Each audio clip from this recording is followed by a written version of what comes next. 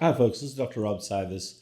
I am a carb addiction doc, and when I'm taping today, I'm just in a controversial mood. So I'm going to throw another little thought out there that is going to piss a lot of you off. Please leave comments.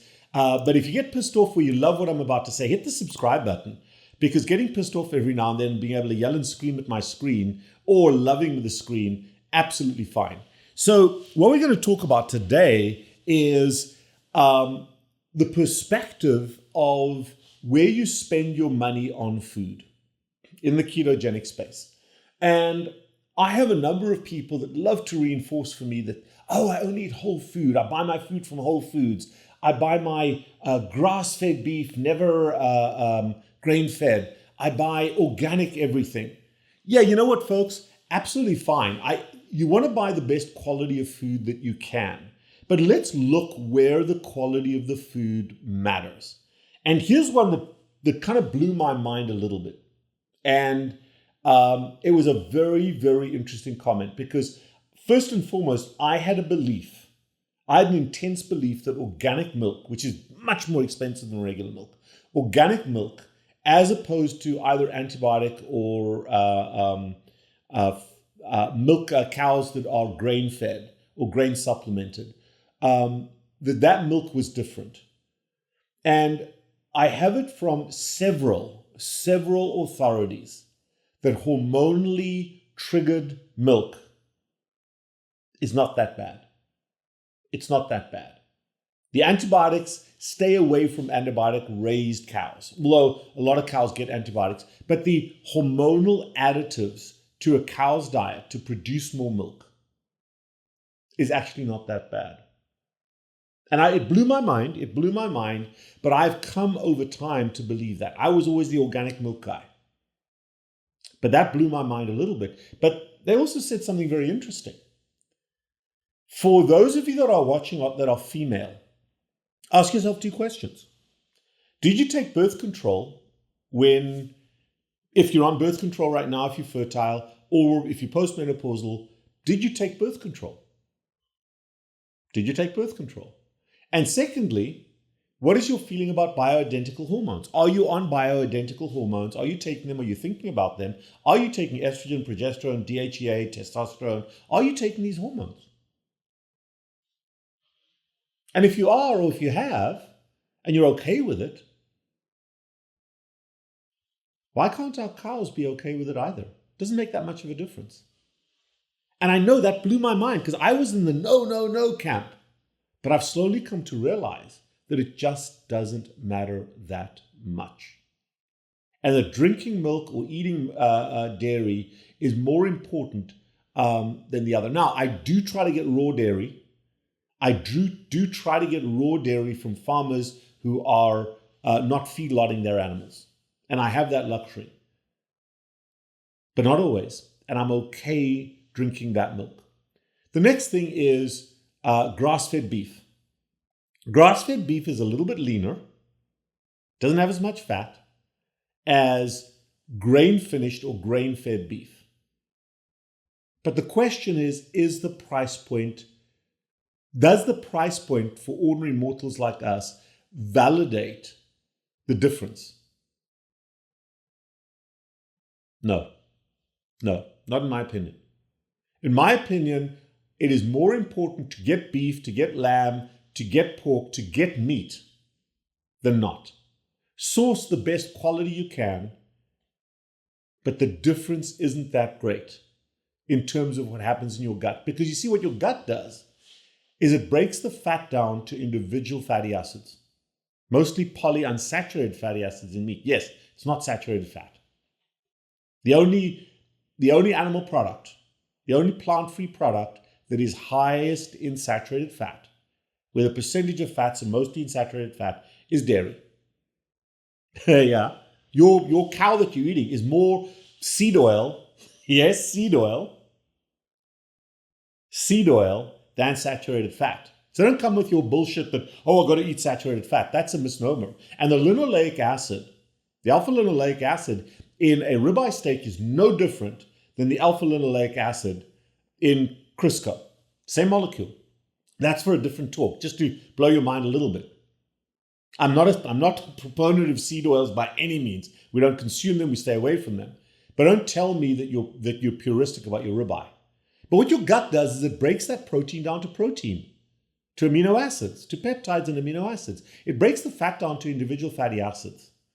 And it's more about the ratio than anything else. And on a higher fat diet, the grain-fed meat is actually not awful. If I walk past the donut, I'm going to gain 5 pounds.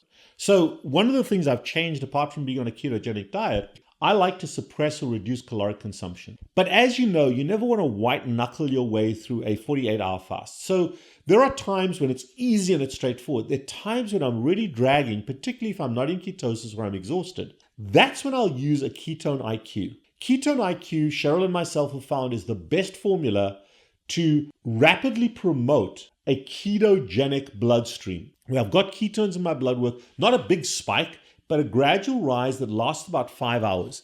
But the time I most struggle is in the evening, when I'm about to have dinner, but I don't want to have dinner, and I'll hit one of these guys. It'll help me to cross to the next day. If I'm in ketosis the next day, I'm good to go. I strongly support ketone IQ to help you through your fasting. So yes, the grass-fed, ideal, but for the price point, probably not that big a difference. Now, the place where I think there is a big difference, and this is how this whole talk came about, is one of my patients told me, when we talked about dairy, they said, I love dairy, but I only buy cheese that I can taste. And poof, that just blew my mind. Taste your cheese. And we had the privilege of being invited to come and speak in Europe this past October. And I gave several talks in Europe this October. And as part of that, my family and I traveled to little towns in Europe. And particularly in Italy, northern Italy, every little town that we went into had their cheese shop. And you could go in there and buy cheese that you couldn't find anywhere else in the world. And it was made according to a traditional recipe, according to a traditional method that was hundreds of years old. And oh my God, that cheese was so good. There were creamy cheeses. There were thick rind cheeses. There were cheeses with different flavors. There were hard cheeses. But the cheese was, every one of them had a spectacular taste that lit up your palate.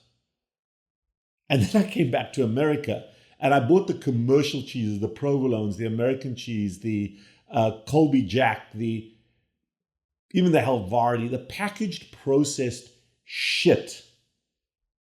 And I made this promise to myself that where I spend my money does matter, and it matters to me and to our family. And I am going to spend my money on cheese that I can taste. And stores like Aldi's, which is one of my favorite little stores here in the US, German-based store, even Whole Foods, which I try not to go into because I don't like my wallet being ripped out of my back pocket. Sorry, Whole Foods.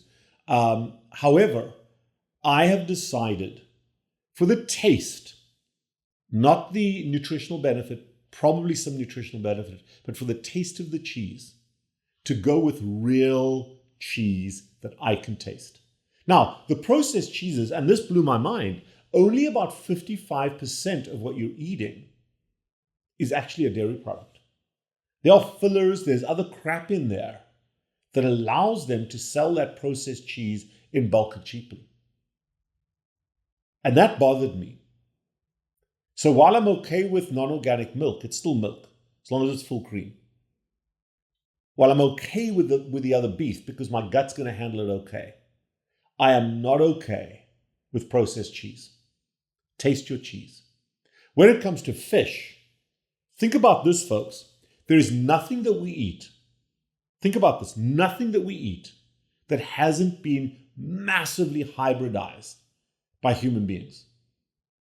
Very, very few of the plants that you eat existed that way 100 years ago.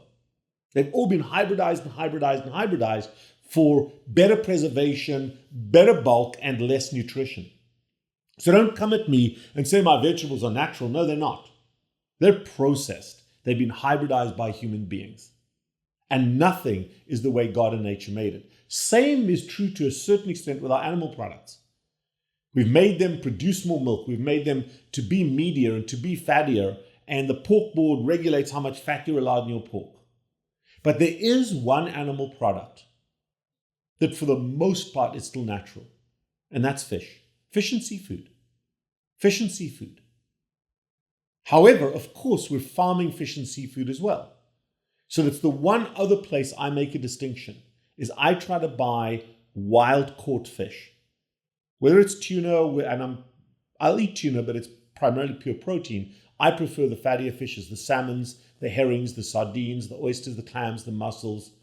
But I will spend that extra dollar on wild caught fish. Because we human beings are shoreline animals. We evolved along shorelines. A large part of our diet was what happened on the shorelines, fish and seafood and shellfish. And that, in my opinion, should be, if you can tolerate it, a large part of our diet. So that's the perspective. That's the perspective that I give.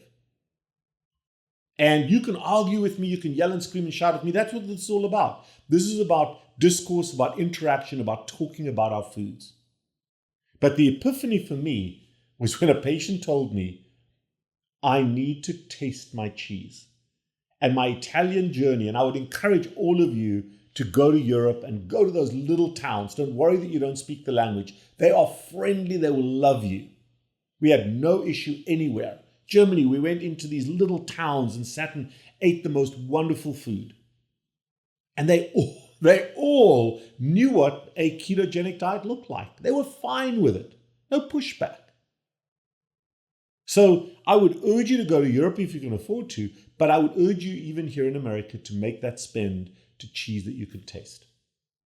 Your quantity is going to be less. Your enjoyment is going to be greater. Please leave comments.